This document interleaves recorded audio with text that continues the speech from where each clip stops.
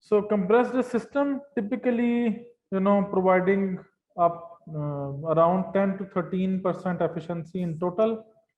Most of the energy is going into waste heat, which is the cooling circuit.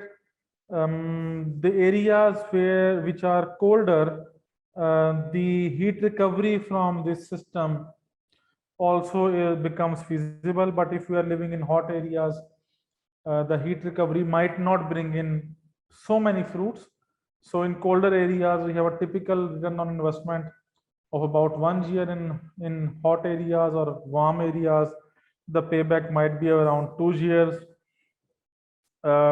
We need to have standby cooling towers with this as well, obviously, but these will only be standby. The main cooling needs to be done by the heat recovery system. This recovered heat can be used to heat up water as well as heat up air. If we have a boiler or a air or a thermal oil heater nearby, we could directly heat up their intake air using this air. Or if we don't have it, we could heat up water and then feed this water to boiler or other processes. But critical aspect would be if we have a big system or a small system. If we have a small system, it might not give us useful amount of energy, but if we have a multi-compressor system or large compressors like we usually have in weaving and spinning, there we can gain a lot of energy. The problem is where to use that energy. So if we have an integrated system where we have spinning, weaving and thermal wet processes as well, that is where this becomes feasible. So we recover heat from here, feed this heat to the boilers or thermal oil heaters or the processes, so we can do some of the recovery. So key questions in this case would be, what is compressed air used for? Why are we using compressed air? As we saw in earlier, for this fabric cleaning process, do we even need to use compressed air or not? Can we use something else? And why is it necessary? So asking this question is very important. Then talking about load profile, if we automate the compressors, if we have multi-compressor systems, these may result in 30 to 50% energy savings typically, because multi-compressor systems are not controlled very well only by pressure modulation, but we need to have an intelligent control system there with VFDs as well. Do you see this chart? As you can see, the moment compressor K1 goes off load, the compressor K4 goes on load. And the moment compressor K1 reaches its maximum load, the K4 goes into offload position. But the main issue here is that the moment this K1 goes into offload position, the K4 starts kicking in.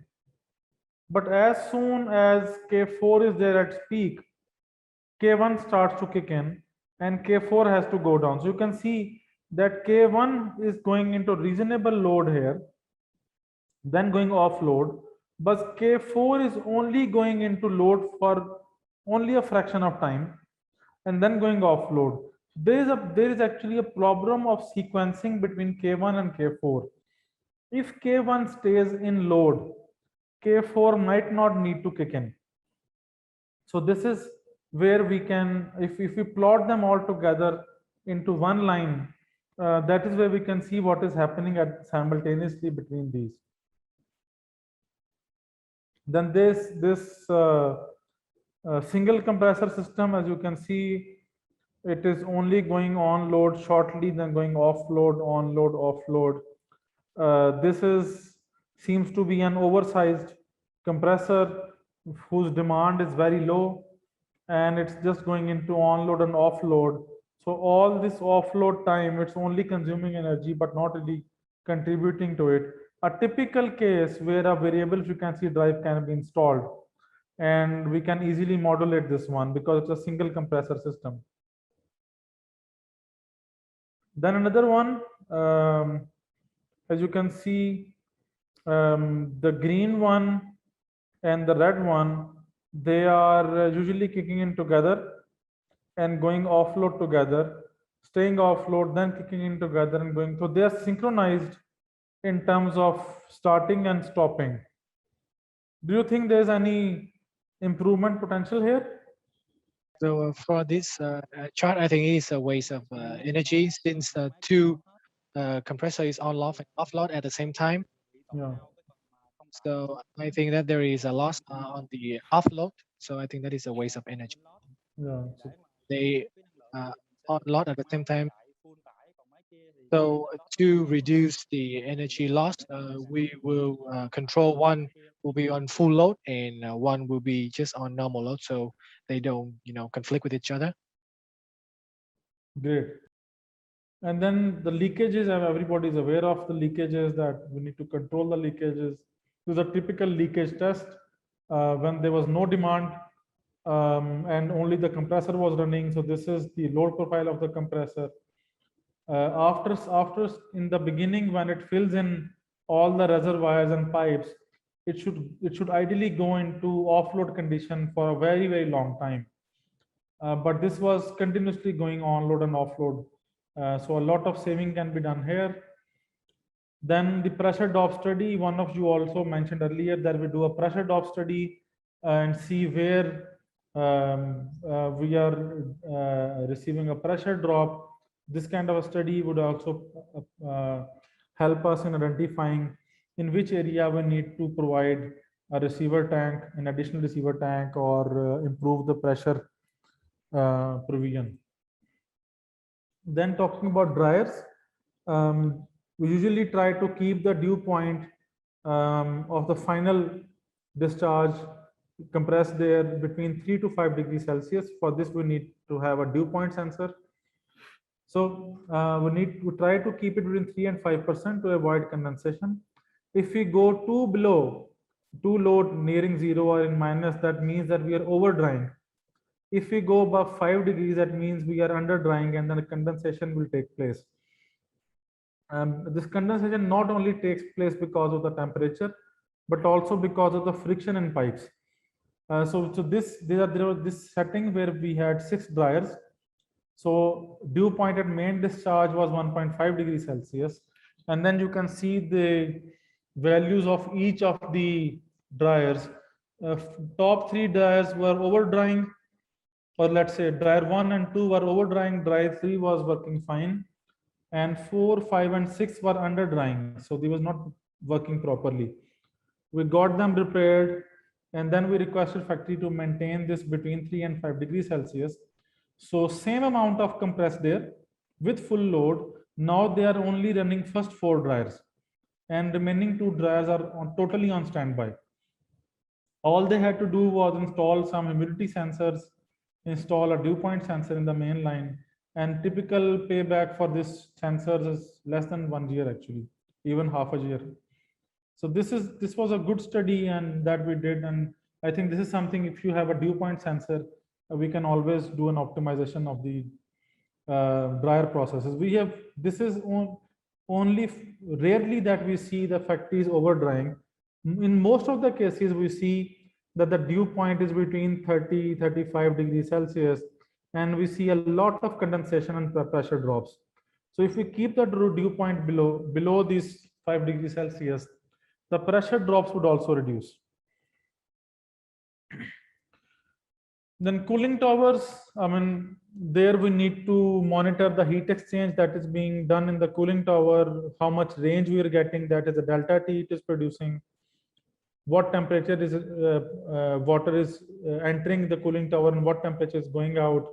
Then if we can do an automated control based on temperature sensors, that actually brings in a lot of savings, because the temperature varies whole day during 24 hours. It also varies among the seasons, and also there is a lot of variation in the cooling demand.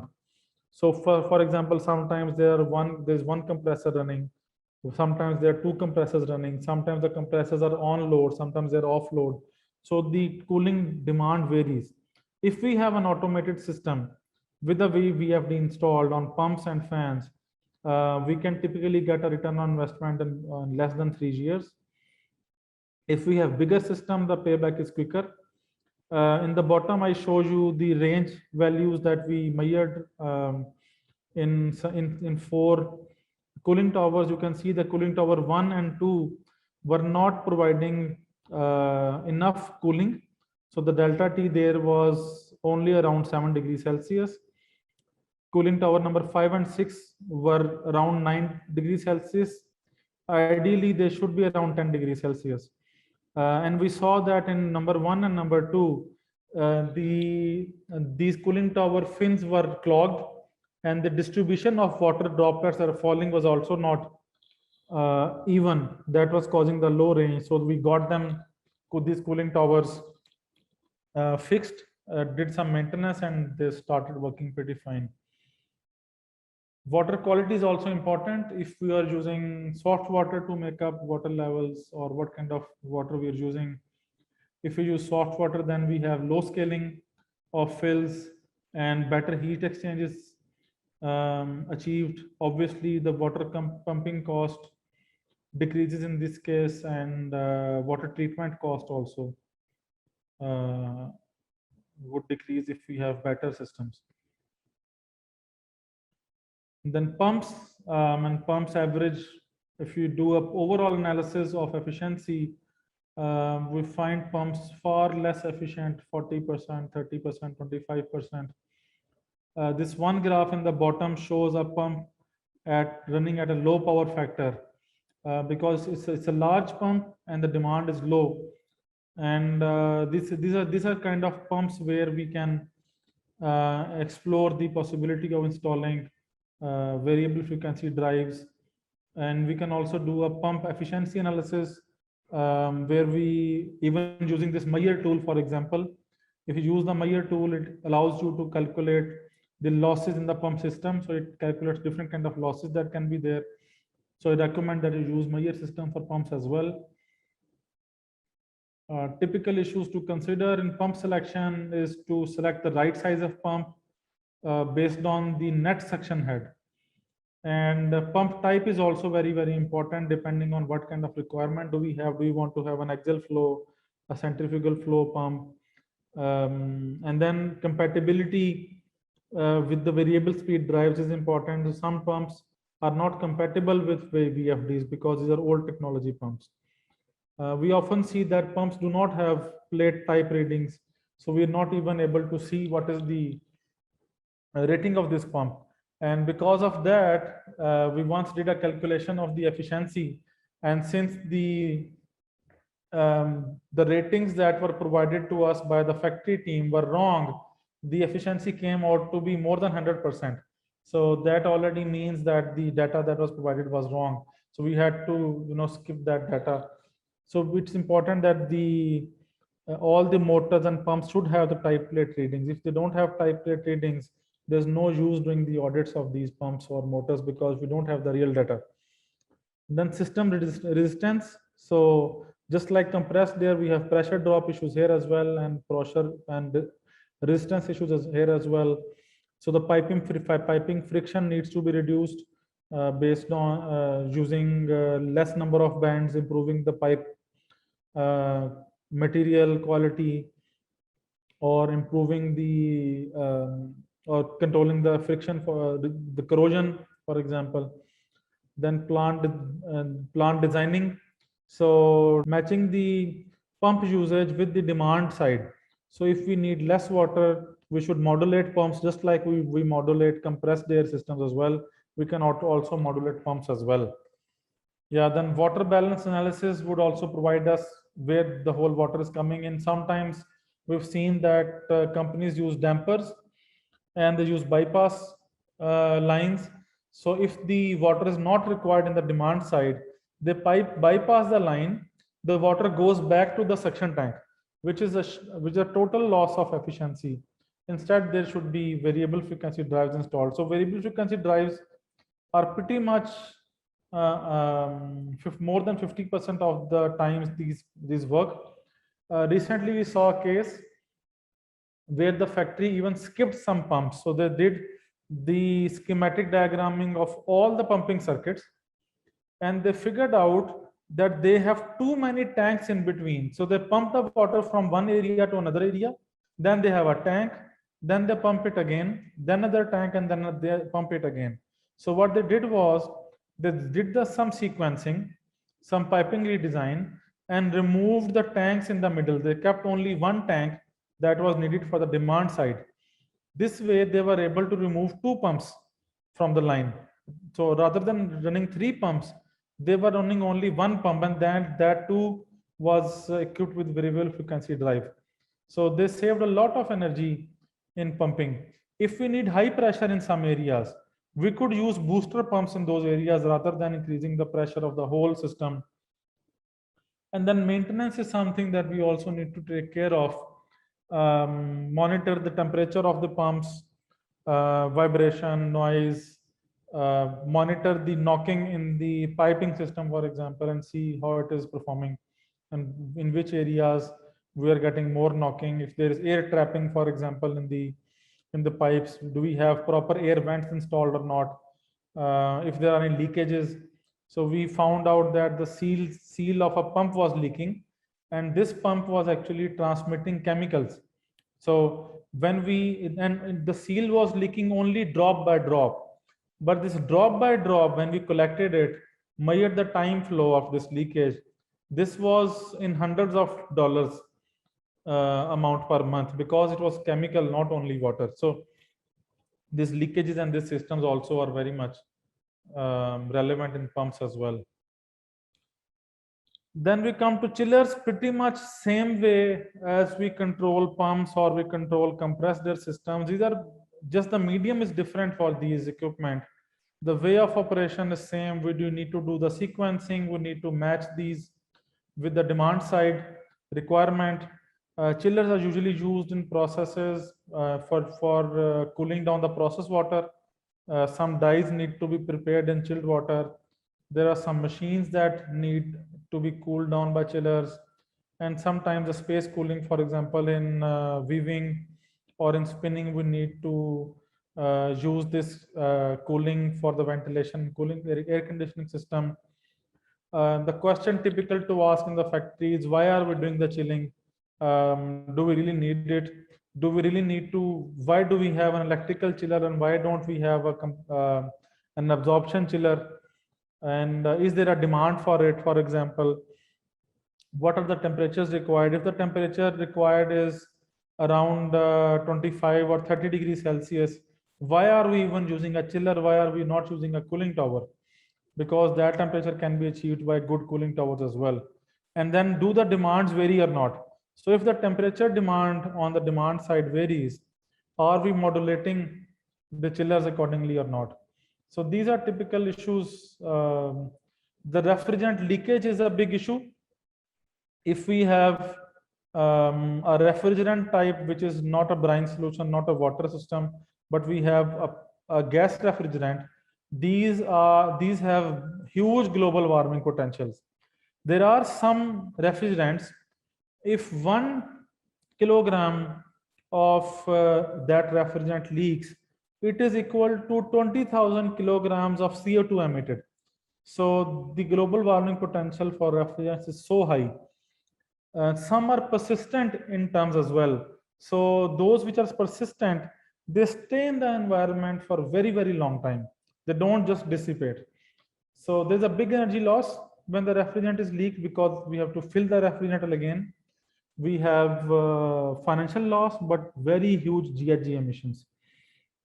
It is important to continuously monitor the refrigerant pressure to ensure that there is zero leakage.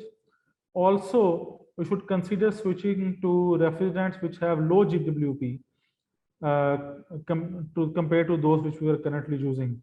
So I saw recently a factory was using brine solution as the main system. So this brine solution does not have any global warming potential, which was a good case study for me.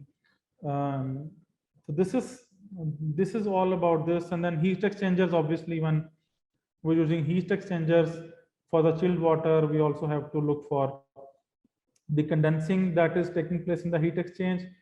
If the condenser water flow reduces, that means that heat exchanger has started clogging, and 20% reduction in condenser water flow would mean 5% increase in energy demand. So this is an important parameter to look forward in these chillers as well.